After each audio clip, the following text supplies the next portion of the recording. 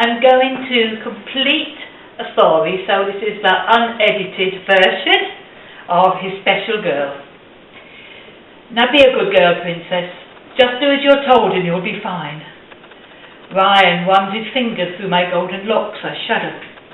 The rain is gently falling and night is approaching as we reach the house. I do not want to leave the car, but he is dragging me up the drive. I am scared. Ryan is good to me. I used to wander alone around the streets in a far-off land, but then he came along and promised me a better life. He brought me to England, gave me good food, fine clothes, and called me his special girl. I watch him knock on the door of the house. The door opens. I blink as the light streams out. A young girl tells us, "Wait here a minute." He has his hand upon my shoulder. I feel him tighten his grip. The house has a strange, unfamiliar odour, and I don't want to go inside. An elderly woman has come and is peering at me. "My, you've got a beautiful girl there," she says as she looks into my eyes and removes my damp coat. I shudder. Then she leads us down the hallway into a small office-cum study. In hushed tones, she talks about settling up later. I hope Ryan will soon be coming back to me. I am safe when I am with him. He turns away from me and walks out of the door. I don't make a sound. I know I mustn't. I do not like the house. I do not like the woman. She talks to me in a sickly voice, telling me, "Now be a good girl for Tyson." She tells me about him, how he's so handsome and good with all the girls, and I have absolutely nothing to fear. I don't really believe her. I just want to go home and snuggle up to Ryan. Ryan hurries down the drive and into the car. He leans back in his seat and closes his eyes. He knows that Princess loves and trusts him and will do anything to please him.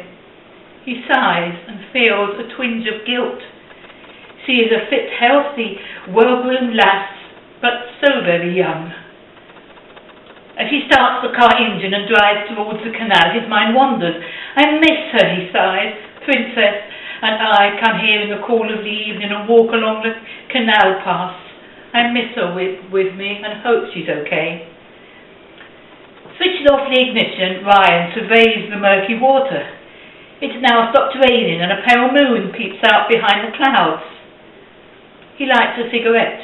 He had given up smoking some time ago, but found a crumpled packet in the dashboard. Since he came to live with him, she had hardly left his side, and in a way he did care about her. His hand shook as he took a drag of the cigarette. It had been Joe who had given him the idea. He had met Joe at his club just a few months back. Joe was older and kept several girls at his old farmhouse. Joe was a professional. He had said it was a good and easy way to make some cash, and Ryan desperately needed money. The woman removes the sparkly bling I'm wearing around my neck, drags me down some stairs into a tiny horrid room with a concrete floor. There are ropes and chains on the wall and a pile of dirty, smelly blankets on the floor. She forces me over to them and again tells me, "Be a good girl." I hate the way she says that. Fear rises within me. She leaves the room and closes the door. It is dark, and I am cold. I shiver. Slowly the door opens. The light comes on. I blink and huddle down in the corner. Staring at me from the doorway is this big black hunk. His hair is cropped short, his eyes are black, and they seem to pierce right through me. His mouth is large and gaping, and sounded and drips down from his chin. I hear his heavy breathing as he comes towards me, and instinctively I back away, but there's no means of escape. Although the door is slightly open, the woman bars the way. Tyson grabs hold of me, then releases me and steps back. For a split second that seems like eternity, we stare at each other. I crouch down and sense a change in his body language. I can see and know that he is aroused, but does not want to hurt me. He turns away and looks back at the woman. I remain crouched on the floor and peer through half-closed eyes. He is making a move towards the door. I relax just a little. "What's the matter, boy? Don't you like her?" the woman says as he urges him towards me. I know what will be happening and prepare for the inevitable. Ryan sits in his car and eases his conscience by telling him he is nothing like Joe.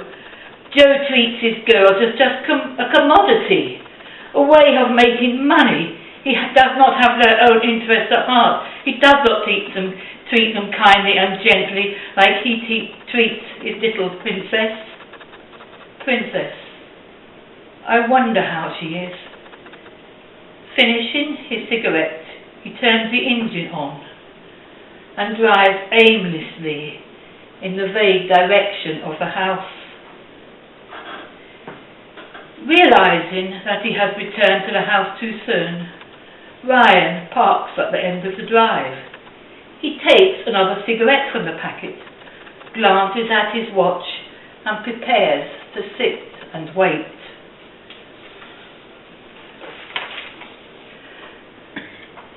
The woman brings me a drink of water and some stale biscuits. I sip the water, but I don't feel like eating. I can't eat.